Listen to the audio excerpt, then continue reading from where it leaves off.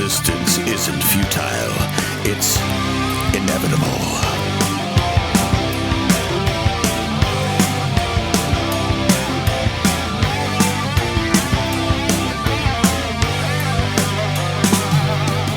Welcome to American Heathen.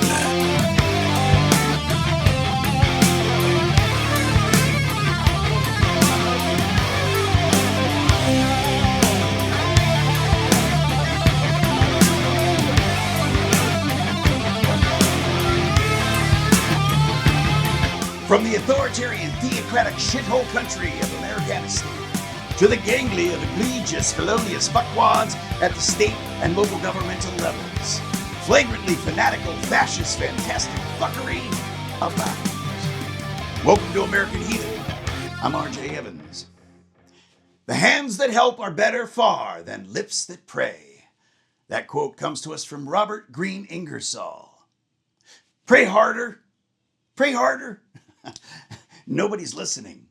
It doesn't matter what your religious bent is. It doesn't matter what your political ideology is. Pray harder. Nobody's listening. It doesn't matter if you pray for peace or for love or for luck. Pray harder. No, nobody's listening. It doesn't matter if you pray for or against your enemy. Pray harder. Nobody's listening. It doesn't matter if you pray for life or death or sickness or health. Pray harder. Pray harder. Go ahead. Nobody's listening. Prayer does nothing for the approximately 20 million worldwide cancer cases that are newly diagnosed every year, or the 9.7 million people who die every year from the disease. Pray harder. Go ahead. Pray harder. Nobody's listening. Prayer does nothing for the 50,000 or so human beings around the world who die every year from natural disasters. Pray harder. Go ahead. Pray harder. Nobody's listening. Prayer does nothing for the approximately 9 million people who die from hunger and hunger-related diseases each year. Prayer does nothing at all to prevent war, pestilence, genocide, homicide, suicide. Pray all you want, but pray harder? No, nobody's listening. You know what you're doing? You're just soothing and satisfying your ego or your hatred or your lust or your greed or your fear or your insecurities or your guilt. Pray harder? Go ahead. Pray harder? Nobody's listening. Go ahead. Surrender your humanity to the emptiness of your conscience and that utterly useless, ineffective waste of time and humanity you call prayer. Prayer won't save you. It won't save your friends. It won't save your family. It won't stop your enemies. It won't prevent the next natural disaster or the next pandemic. It won't stop the next mass murder or the next genocide. Prayer won't save the world. It won't save humanity from what we have wrought. No.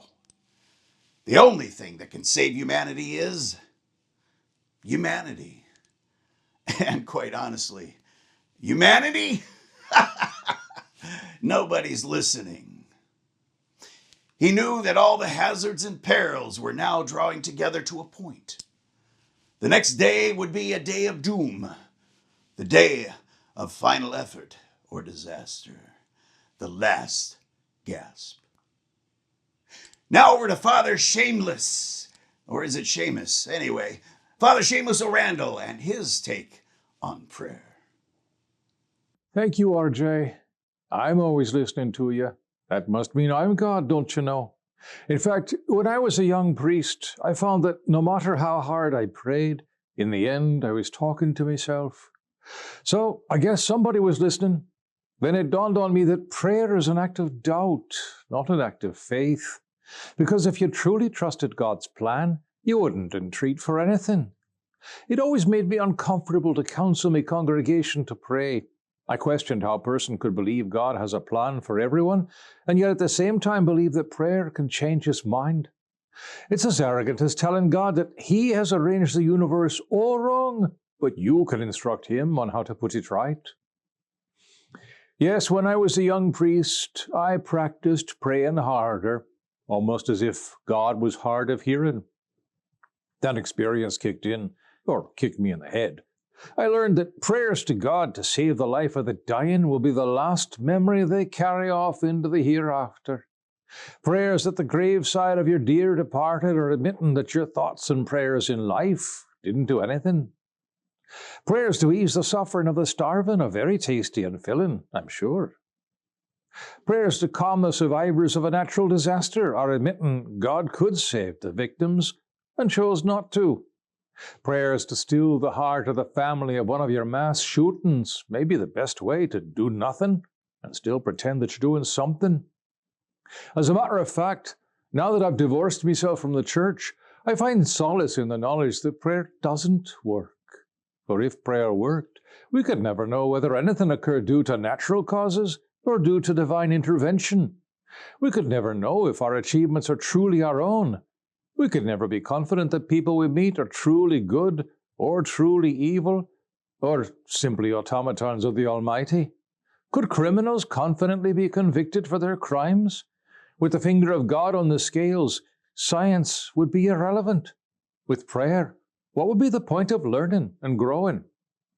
So, pray harder if you must, but I want to know I have the strength to make it through the challenges and the triumphs of life on my own. As the atheist prayer goes, don't affect to rescue me from drowning in life's sea when you're the one who threw me in and waited for my plea. You cast me out among the sharks and rocky shore. Let me be to sink or swim, and favor me no more. I'm Father Seamus O'Randall, and I will confess again. Thanks, brother. Comments or questions? Email me at godlessbastard@americanheathen.com or fatherseamus@americanheathen.com. And remember, hypocrisy always reveals the lies. No kings. You better fucking resist.